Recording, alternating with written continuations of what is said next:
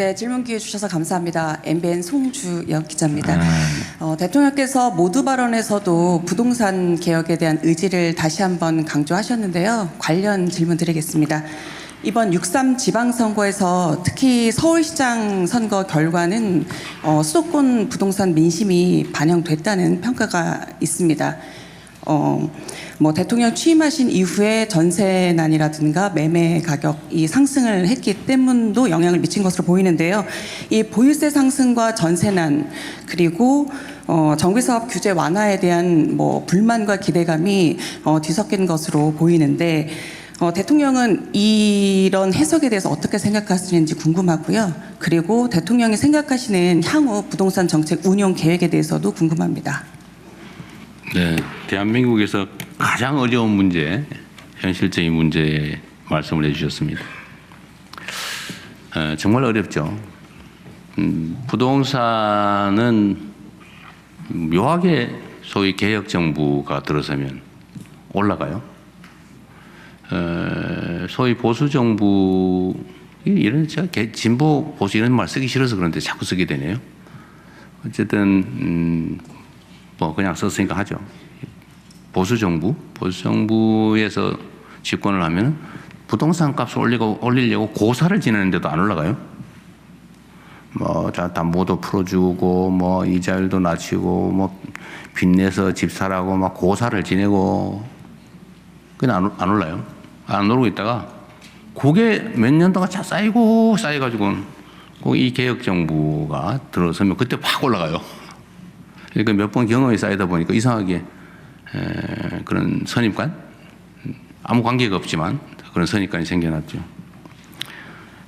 저는 이 악순환의 고리를 끊어야 된다고 생각합니다. 대한민국의 미래 발전 가능성을 갉아먹는 또 현재 대한민국을 위협하는 여러 문제들이 있지만 그중에 제일 심각한 게 부동산 투기예요. 아무도 일하려고 하지 않습니다.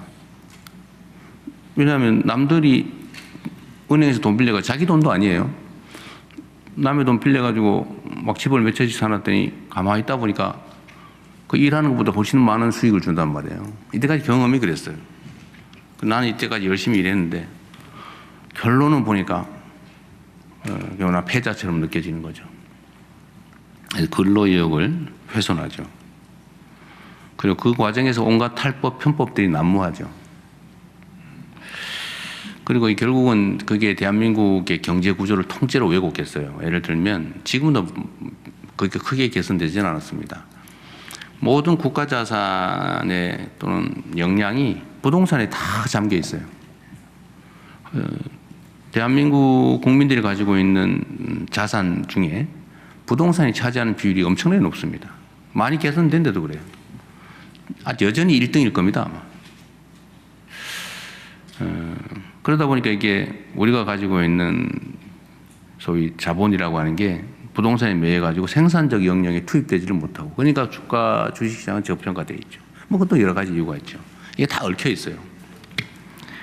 그래서 저는 부동산 투기 공화국을 탈피하는 게 이 나라가 살아가는 길이다, 살아남는 길이다라고 생각합니다. 이게 언젠가는 여러분도 생각해 보세요. 대한민국의 부동산 가격이 비정상적으로 높다는 사실은 통계적으로 다 증명돼 있어요. 예를 들면 특정 계층이 하나도 안 쓰고 버는 돈을 싹 다 모았을 경우에 얼마를 모아야 몇 년을 모아야 집을 살 수 있나 이런 통계 있잖아요. 대한민국은 아마 15년 넘게 걸리는 걸로 돼 있을 거예요. 아마 세계에서 가장 높은 쪽에 속할 겁니다. 인생을 오로지 집 사는데 또는 집값 갚는데 다 바치는 거죠. 그리고 언젠간 터지겠죠. 이 비정상적이거든요.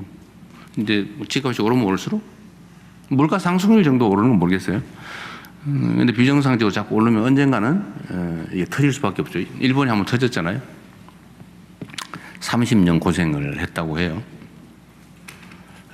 근데 일본은 그나마 우리 그 민간 가계에서 저축 자산이 많았는데 우리 대한민국은 민간에 부채가 많죠. 빚이 엄청 많아요. 터지면 그 터지는 충격이 어떨까 아마 생각해 봐야 됩니다. 우리는 그 생각 안 할 수가 없죠. 수건 돌리기 같은 거죠. 어느 순간에는 폭탄 돌리기. 어느 순간에 터지죠. 해결해야 되겠다. 무슨 수를 써서라도. 그리고 해결할 수 있다. 의지가 있으면. 수단은 많죠. 예를 들면 수요 공급에 따라 가격이 결정되니까 일단 제일 쉬운 게 공급을 늘리는 거예요. 막 그린벨트 훼손해가지고 막 신도시 만들어 지으면 해결 일시적으로 되죠. 근데 문제는 어떻게 됩니까? 그 지방이 다 죽죠. 막 서울로 다 몰려와가지고 지방이 다 죽어요. 안 그래도 죽고 있는데. 재건축, 재개발을 열심히 하는, 뭐 그것도 하나의 방법이죠. 자투리탕이라도 있는 거, 이 개발해서 집을 짓는 거, 뭐 여하튼 이런 신축 공급도 있고, 또 다른 공급 방법이 있죠. 사실은 엄청난 공급 자원인데, 집을 막 200채, 막 500채, 막 누가 그러던데 집을 한 채 한 채 사모았다는 사람도 있었는데, 이렇게 사모아가지고 투기용으로 가지고 있는 경우가 있죠. 이걸 좀 내놓으면 엄청난 공급 여력이 있죠. 수요를 억제하는 게 있죠. 예를 들면 시장이 꼭 필요한 사람이 필요해서 사는 거. 그래서 공급과 수요가 균형을 맞춰서 만들어지는 가격은 정상적인 거예요. 그건 뭐 그래서 올랐다 또 내렸다. 그건 자연스러운 거죠. 근데 문제는 나도 집을 한번 사 모아봐야지. 20채 사는 게 목표야. 뭐 이렇게 한다든지 3채는 사야지. 월세 받아가지고 뭐 이렇게 생각을 해가지고 막 가수요, 투기 수요 이런 게 좀 많잖아요. 근데 이런 걸 또 줄이면 수요가 줄어들겠죠.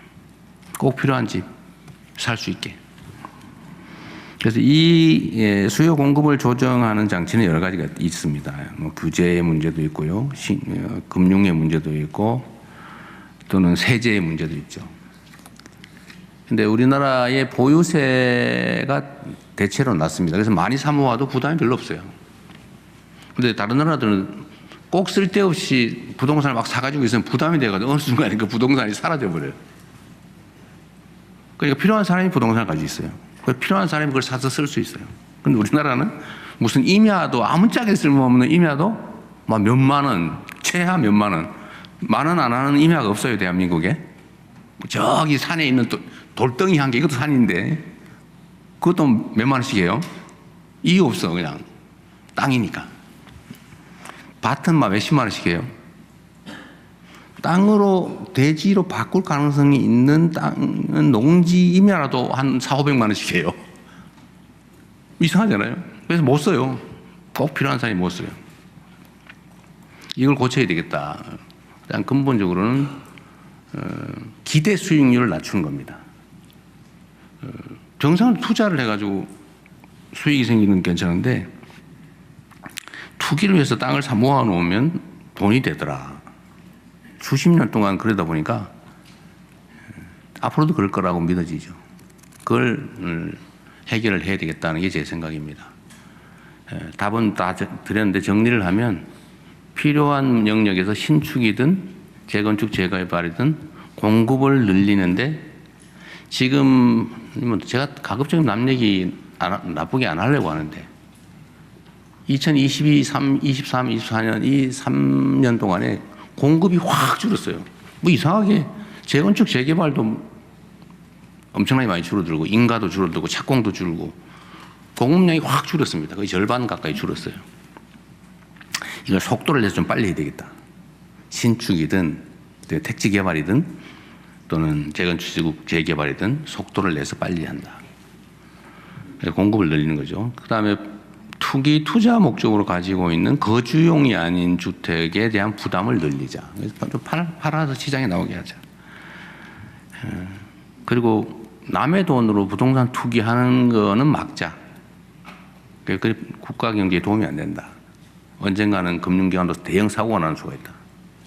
대한민국처럼 부동산 담보대출 많은 나라가 없어요. 그래서 신용대출 또는 담보대출을 좀 줄이자. 대한민국에도 민간 부채가 너무 많아요. 어느 순간에 큰일 날 수가 있습니다. 2,000조가 뭐 넘어가네 만에 지금 그러고 있어서 1%만 이자가 올라도 난리 나겠죠. 이게 지금 경제 상황을 왜곡하고 있습니다. 그래서 뭐 대출, 금융 부분도 좀 정리를 하고 또 세제 문제. 제가 여러 차례 얘기했으니까 여러분도 아마 아실 겁니다. 거주하기 위해서 거주 용도로 주택을 가지고 있는 거 보호해야죠. 부담이 너무 커지면 안 되니까. 근데 그게 거의 사치품화되어 있다. 그러면 서구 선진국이 하는 것만큼의 보유 부담을 갖게 하는 게 맞겠다. 또 여러 채를 가지고 있다. 뭐 하는 건 상관없어요. 뭐까지 하지 않습니다. 자본주의 사회니까. 그러나 그 상응하는 부담은 하게 하자. 여러분도 월급 타서 세금 내잖아요. 일정 수준이 넘으면 소득이 한 5%, 8%를 거의 절반에 가까이 내죠. 뭐 그렇게 절반 내는 여러분이 계실 것 같지는 않은데, 그런 어쨌든 올라가면. 그런데 이 투자 소득은 뭘 왜 그렇게 많이 깎아줘야 됩니까? 열심히 일해서 버는 세금은 절반 가까이 내는데 1억만 돼도 그 정도 내잖아요. 근데 이게 뭐 몇십억 돼도 세금이 거의 없어요. 뭐 오래 가지고 있다고 막 깎아주고요. 그 오래 투기했다고 뭘 깎아줍니까? 그 투기 권장 사회였던 거죠. 그래서 제가 부동산 정책에는 집 여러 채 가는 사람은 복사하는 사람도 다 빼자 이래가지고 다 빼고 있어요. 정말로 국가 경제와 상식에 따라서 정책 결정을 할 수 있게요. 좀 그렇게 세제, 금융, 규제, 공급 이런 것들을 정리해서 조만간에 정리를 해서 한꺼번에 하려고 합니다. 어차피 세제 문제는 7월 달이 돼야 아마 가능할 거고요. 그건 내년 예산할 때 한꺼번에 해야 될 것 같아서 그때쯤에 정리하고, 공급을 늘리는 정책은 지금 정리는 하고 있는데 속도를 좀 빨리 내는 걸로 조만간에 그것도 정리해서 발표하게 될 겁니다.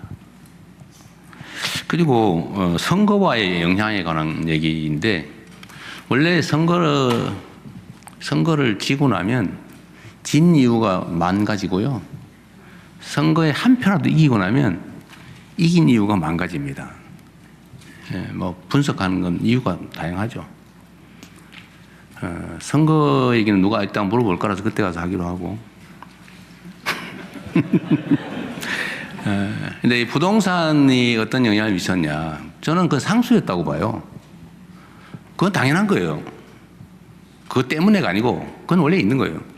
그 위에서 어떤 결정이 나느냐가 중요하죠. 예를 들면 그런 질문과 비슷할 것 같아요. 서울의 보수 진영이 몇 %인데, 또는 경상도 출신이 몇 %인데, 전라도 출신이 몇 %인데 이게 어떤 영향을 미쳤냐, 이거 비슷하지 않을까 싶어요.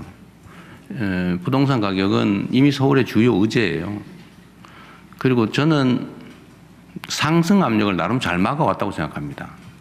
아마 서울 전역으로 따지면 부동산 정책에 대해서는 언제나 욕을 먹었거든요.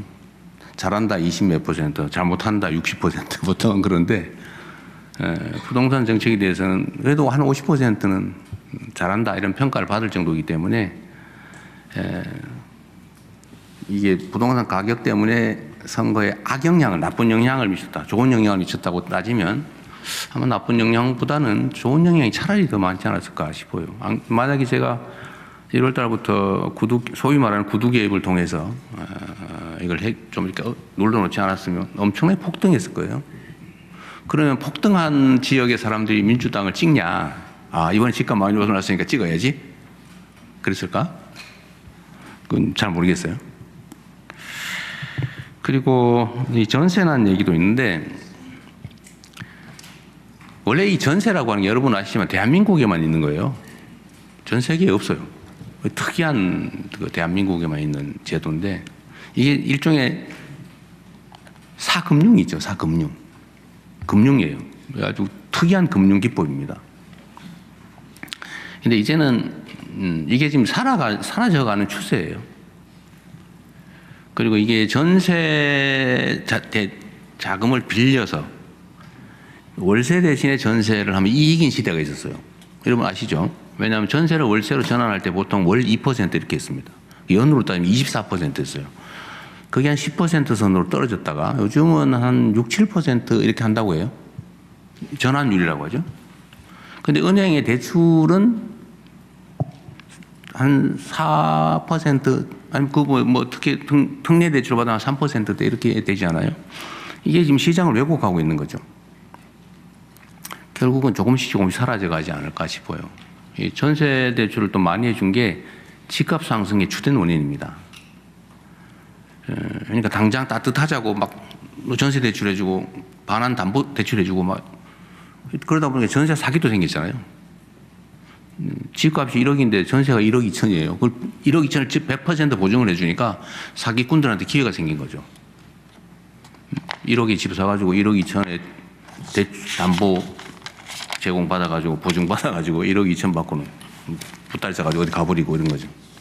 그래서 엄청난 피해가 생겼어요. 이제 이게 다 정상화되는 과정이 필요합니다. 그 사이에 전세 물량이 좀 줄었죠. 전세 물량이 주는 건 당연해요. 왜냐하면 제가 다주택자들의 양도세 유예를 이제 끝내고 그 기간 안에 팔아라. 거기서 많이 팔았잖아요. 그러니까 원래 세 주던 건데 팔았으니까 세 물량이 줄죠. 그래서 전세가가 폭등이 왔냐? 그건 또 아니에요. 왜냐하면 그 필요한 사람이 산 거예요.